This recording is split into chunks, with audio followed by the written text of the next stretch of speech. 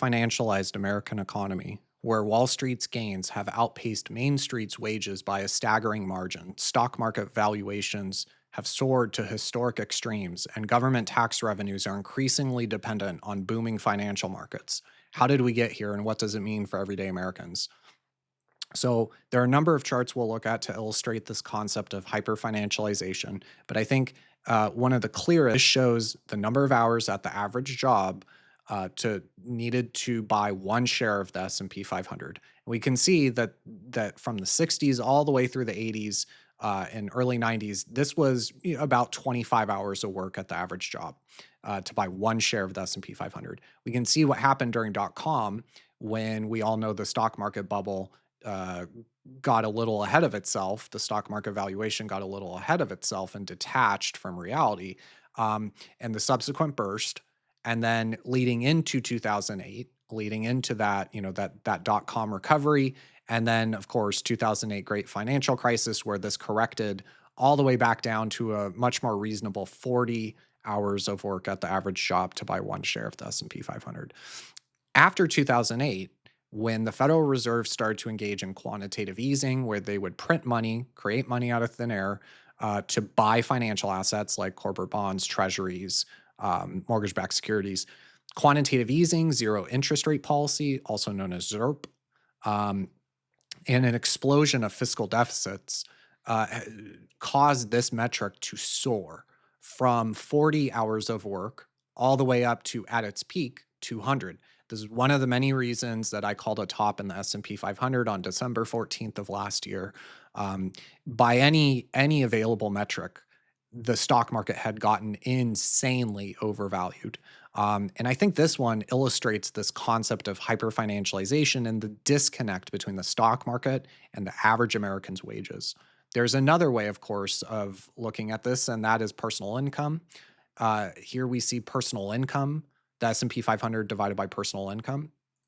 This is very similar thing. Personal income just measures uh, wages and income a little bit differently. But I wanted to include this one because it shows this period of time. The last time in America that we really had populism was this kind of mid 60s into the early 80s. And we can see the effect that that had on the S&P 500. In nominal terms, it might have done okay, but in real terms, whether it's S&P divided by gold, S&P, the relative share of financial assets like the S&P 500 relative to labor share of income, which is what this chart shows, where, for this period of time, over 10 years, personal income was growing faster than the S&P 500. Um, I think that this chart is very instructive. It is also very similar to S&P 500 over GDP, which is known as the Buffett indicator. These charts show the same general picture, which is populism of the 60s and 70s causing poor real returns of the S&P 500. Clearly, we have a stock market bubble here with the .com bubble, and we can see that it got ahead of itself and had to correct. And then this period of time following 2008 and the great financial crisis and the interventions, monetary and fiscal interventions, um, and what I would argue is an increase in globalism, kind of an acceleration of globalist trade policy, which has caused this to just get to utterly insane levels.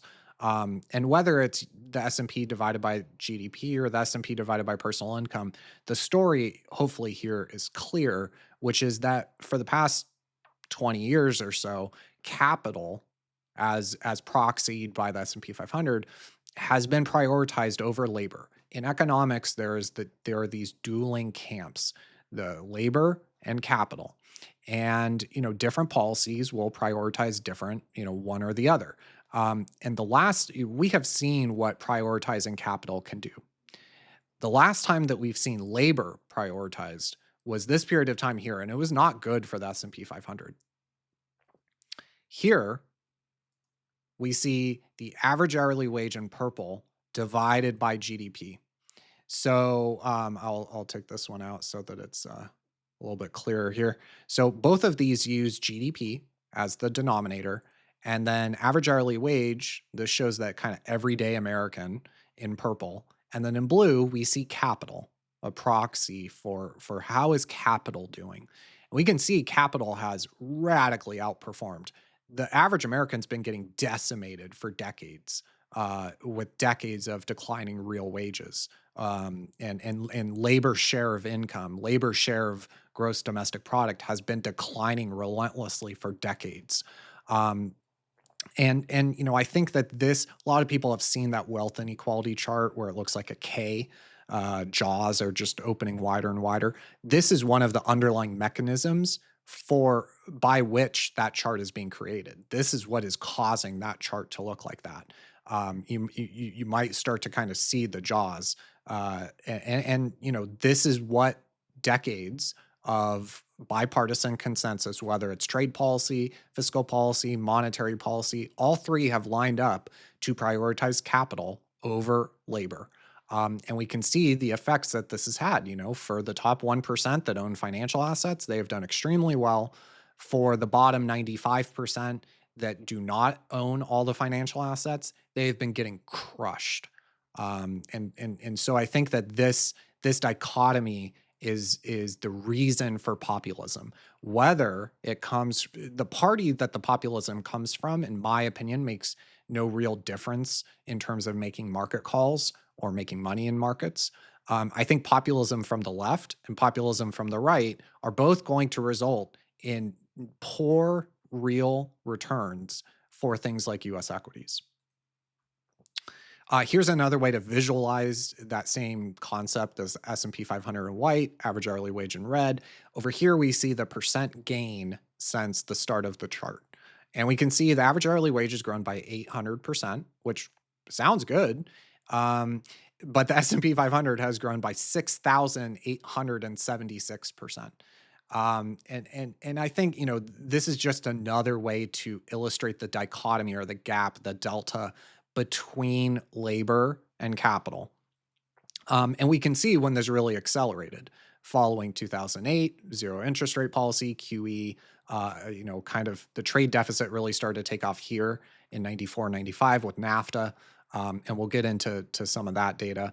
But put another way, if wages had kept pace with the S&P 500, which remember, the S&P 500 is only a collection of 500 companies that should approximate overall GDP, overall output of the American economy and the performance of the American economy.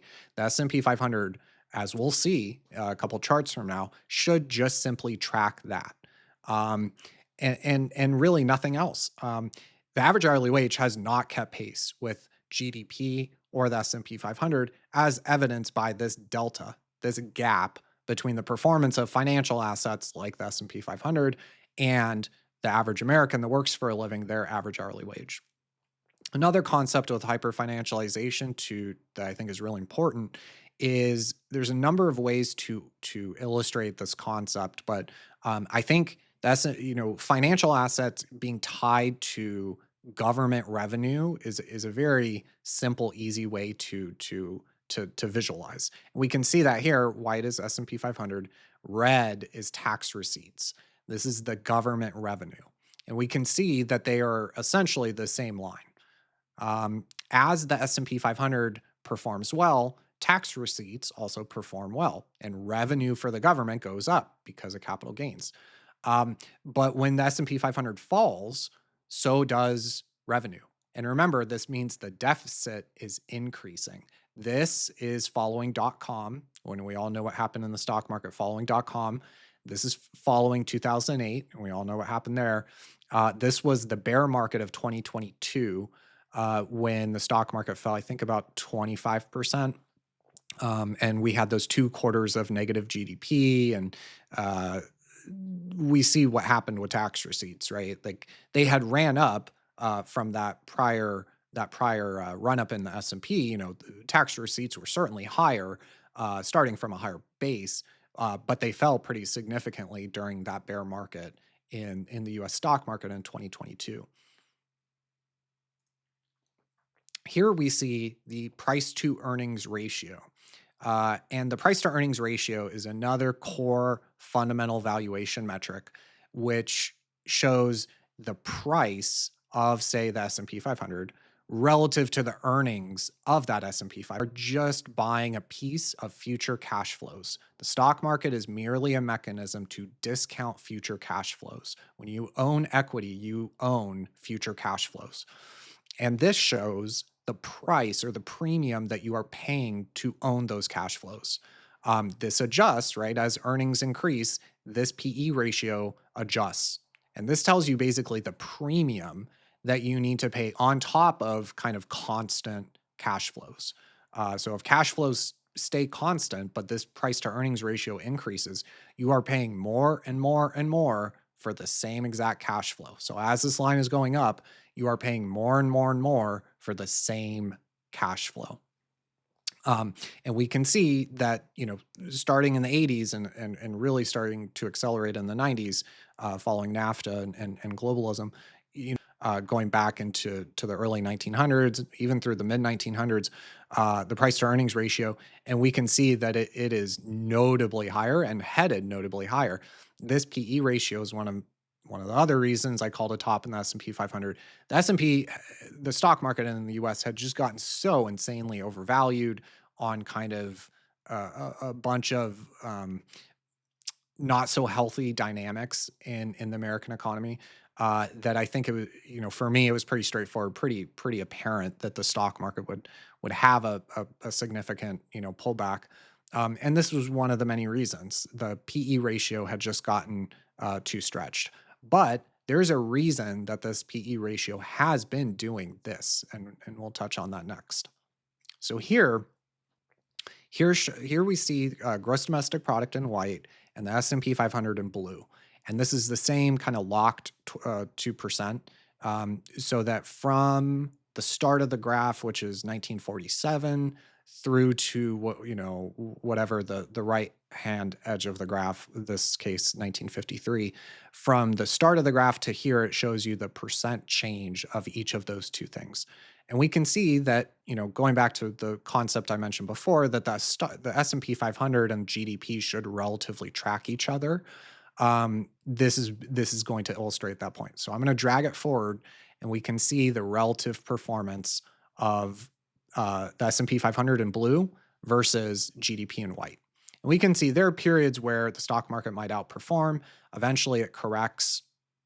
Either the stock market will correct back towards GDP, and in general, these are tracking relatively one for one. We see what started to happen right in the 90s. This is that period of time when globalism really kind of took off and our trade deficit really got bad. There was a correction following .com, and then 2008. And then it really to that same S&P over GDP. This is illustrating that same data, but just showing that historically speaking, the S&P and GDP tracked relatively one for one. It's important to remember that the S&P 500, the share of overall revenue that is coming from capital gains tax is at a record of 9%. I did a post on this, why pullback in the S&P 500 will not be allowed, I think a year and a half ago or so. And really incentives for the government are that these financial markets just always go up. It drives capital gains tax, which drives revenue and prevents the deficit from blowing out, allows them to kind of overspend. We had gotten towards such a degree of hyperfinancialization of the American economy that had led to a bunch of second and third order effects that, in my opinion, there's a long secular correction towards these trends. GDP since 1980 has grown at about 970%, but the stock market's grown by over 5,000%. So over, 5 times as fast. And really, this delta is unsustainable, right? What is driving the S&P 500 to so totally and radically disconnect from kind of real valuation fundamentals like GDP? If the American economy is only growing at 530%, why is the stock market grown almost 4 or 5 times faster? Well, here we see the balance of trade. I've gone over this multiple times, but it's really a key point to drive home. Here we see the balance of trade inverted, meaning this green line is the inverted trade deficit. So as this green line is going up, the trade deficit is getting worse. And the reason these lines are so similar is because on a structural level in international finance and international economics, the, any trade deficit must be balanced by a capital account surplus. So our $130 billion a month trade deficit can also be thought of as a $130 billion a month capital account surplus, meaning $130 billion per month must flow into US capital markets. This has been great for the S&P 500 as kind of inelastic, price insensitive buying of dollars, which has led to a structural overvaluation of the dollar by more than 50, 60%.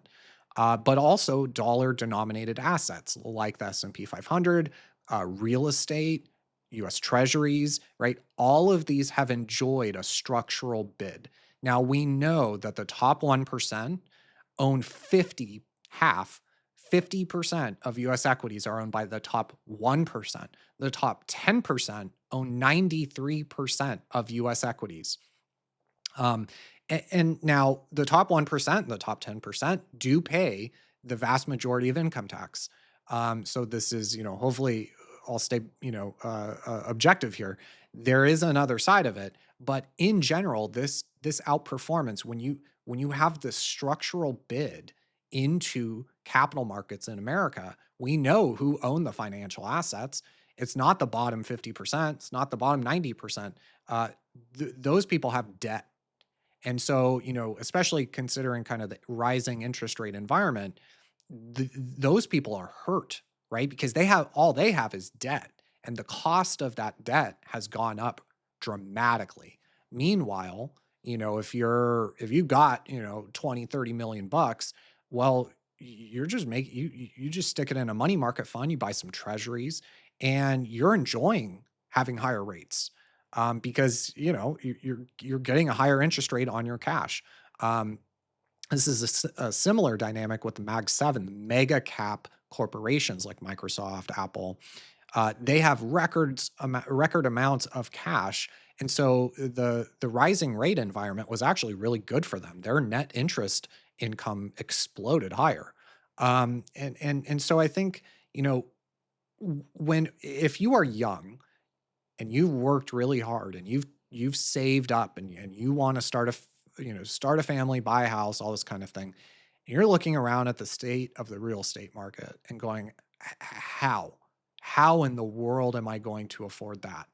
Um, I think it's really important to keep in mind what is driving this. Again, in green here, we have the balance of trade, or put another way, the capital account surplus, which is the other side of a current account deficit. And in teal, or in light blue here, we have the affordability of a single family home in America. And we can see that it tracks the trade deficit. And the reason for this is, again, the trade deficit is inverted, can be thought of another way as a capital account surplus, meaning more and more money is flowing into US financial assets. Clearly, there is this divergence here when the trade deficit didn't really change, but the affordability of single family homes got really bad. This was that period of QE2 and QE3 when the Federal Reserve printed over $1.5 trillion to buy US Treasuries, corporate bonds, which they weren't supposed to, and mortgage-backed securities. So that is why this divergence occurred. And then the reason that it ended up correcting later was because of quantitative tightening, which is the very opposite of quantitative easing. It's where those assets are allowed to mature and roll off the balance sheet. So hopefully highlighting that one kind of divergence in the context for it, you can see the trend here. As the trade deficit gets worse, the valuation of financial assets, including single family homes in America, gets worse. This is just because of the structure of the system. And this is one of the things that the left accurately identified in the 90s was a problem with globalism and the offshoring and outsourcing of American jobs. Over 5 million manufacturing jobs were outsourced after NAFTA. This was one of the things, and you can find video clips and speeches where people, politicians spoke about this capital account surplus, and kind of the benefits not flowing to the average worker, but flowing to the top 1% and to financial asset holders. This dynamic, this mechanism has been understood by intelligent people for a long time. As you hollow out your economy more and more, your country more and rely more and more on imports, and run a larger and larger trade deficit, the top 1% actually do extremely well because that trade deficit must be balanced by capital account inflows. There's real estate, corporate bonds, US treasuries, US equities, and we can see that whether it's we looked at the S&P 500, which tracks relatively in line, or the affordability of single family homes. They both track the trade deficit, and the reason is this is 130 billion dollars a month. This is a huge amount of money, um, and it's just a structural element of running such utterly insane twin deficits. Remember, the twin deficit is the balance of trade on one hand, and then the fiscal deficit on the other. Um, but the other thing that this has caused is a overvaluation of the dollar by 50 to 60% at least. And what this does is it makes US made goods less and less competitive as there is this price inelastic, price insensitive, persistent bid into dollars and dollar denominated assets that causes the dollar to become way too highly valued on a fundamentals basis. Remember, currency should be valued on kind of balance of payments on the one hand and interest rate differential on the other. But the dollar, despite our twin deficits getting worse and worse and worse for decades, the dollar has somehow gotten stronger, right? And then on the other hand, on the other side of the coin, you have countries like China that have engaged in competitive devaluation, and these issues of overcapacity, which have been caused partly by a competitive devaluation of their currency, despite the fact that they have been running huge current account surplus. Every year it sets a new record. Their current account surplus. So there are a number of issues at kind of underneath some of these things, but I hopefully this video helps to explain some of those core issues. I would just my hope is that the bottom 95% of Americans can um, drop all the toxic partisan stuff, which really accomplishes nothing, and is a distraction to keep people divided, to realize that the real issue are these, right? Globalism, hyper globalism that we've seen. This overvaluation of the dollar, which has led to all these second, third, fourth order effects. This hyperfinancialization, which is a direct result of the first two. These sorts of things are really the issues at play. This is why the suicide rate, the last time the suicide rate was this high was the Great Depression. This is why deaths of despair, alcohol, drug, OD, plus suicide combined, have doubled over the past couple decades and are now much higher than the Great Depression, even. This is why antidepressant prescriptions have 13x'd since 1970. This is why we see so much political polarization and social strife. This is why we see horrible, tragic events happening every day in public places in America. All of these things, everything is downstream from economics. These are the real core issues in American society today. And I, for one, will support any party that takes these on. I don't care, doesn't matter which party it is. Anyone who is willing to take this on, they will have my support because these are the real structural systemic issues that have caused a lot of the kind of other things that we're starting to see and we might think are the real issues. These are the real issues. And I would just encourage people to uh, this is the chance for Americans, the bottom 95% that don't have tens of millions, hundreds of millions of dollars in financial assets.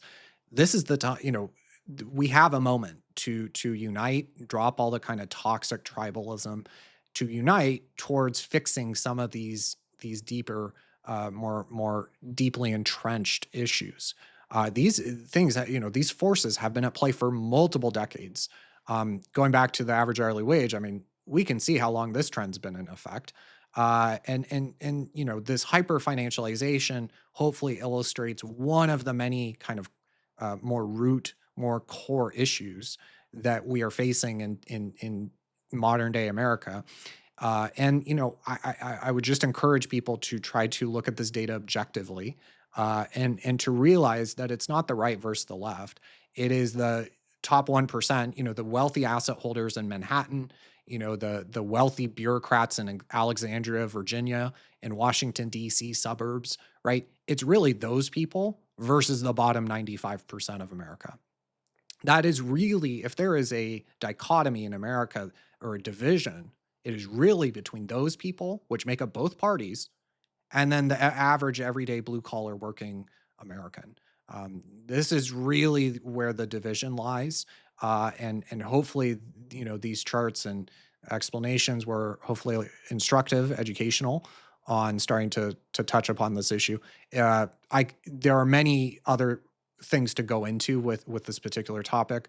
If anyone's interested in part two, some of the causes of this, more on the dollar, be more than happy to do that. But hopefully, this was helpful, educational. If you have any thoughts, please leave a comment.